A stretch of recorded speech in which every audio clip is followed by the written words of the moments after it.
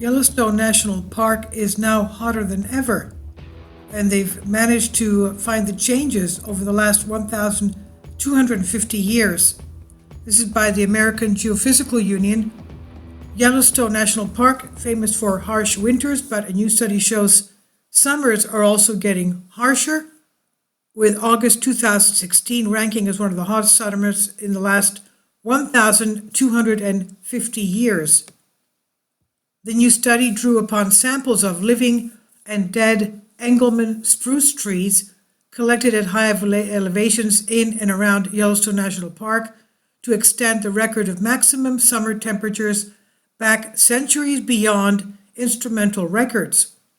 The findings were published in Geophysical Research Letters recently, AGU's Journal for High Impact, short format reports with immediate implications spanning all Earth and space sciences. The team, led by Karen Heater, a dendrochronologist at the University of Idaho in Moscow, found that the 20th and 21st centuries, and especially the past 20 years, are the hottest in the new 1,250-year record. Previously, temperatures records for Yellowstone region were only available going back to 1905. The climate data gleaned from the tree ring samples fits closely with the instrumental record over the past 100 years. The team was also able to identify several known periods of warming in the tree ring record, including the medieval climate anomaly that occurred between the year 950 and 1250, as well as several multi-decadal periods of cooling that occurred prior to 1500 AD. If we can find historic analogs to the warming conditions we're seeing now, that's really valuable, Heater said. The records show that the 1080s were extremely warm, and in the 16th century, there was a period of prolonged warmth for about 130 years.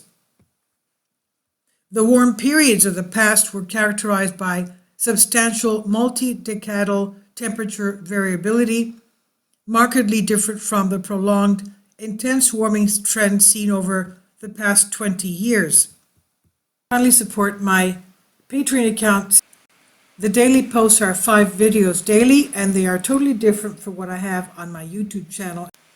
Thank you so much for your support and that you find all my content so interesting. You'll find the Patreon account details in the description box.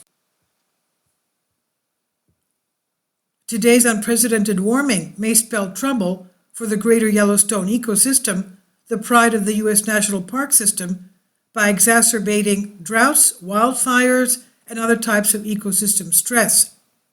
The new record provides crucial data for scientists seeking to better understand the relationships between increasing temperatures and environmental factors like fire regimes, seasonal snowpack, and vegetation changes. Heater said, "The warming trends we see beginning around 2000 is the most intense in the record. The rate of warmth over a relatively short period of time is alarming and has important implications for ecosystem health and functions," she said. In addition to providing one of the few millennial-length temperature records for North America, the study identified summer surface temperature trends using a new tree ring technique called blue intensity, Heater said. She said, "Unlike traditional tree ring methods where we just measure annual or subannual growth rings, blue intensity gives us a representation of ring density," Heater said. Density of the outermost part of annual growth rings, called the latewood, has been shown to correlate closely with maximum summer temperatures, she explained. Developed in Europe in the early 2000s, blue intensity has been shown to be a more cost-effective method of assessing tree ring density than other methods, said Robert Wilson, a dendrochronologist at the University of St Andrews in Scotland, who was not involved in this new study. Engelmann spruce trees, found throughout North America from Canada to Mexico, are the perfect species for BI methods due to their uniformly light-colored wood, Wilson said, helping to assess sewage the main drawback of the blue intensity method, which can be biased by color variations in wood samples. Engelmann spruce also lives between 600 and 800 years and rot relatively slowly. The pristine setting of Yellowstone National Park provided the opportunity to source samples from living and downed trees dating back 1,250 years. Hydra and colleagues are also working on applying blue intensity methods to more locations across North America, particularly in southern states, where obtaining a strong temperature signal from traditional tree ring data can be difficult. The team has already made the new Greater Yellowstone dataset available to other researchers by adding it to the International Tree Ring Data Bank, which is publicly available from NOAA.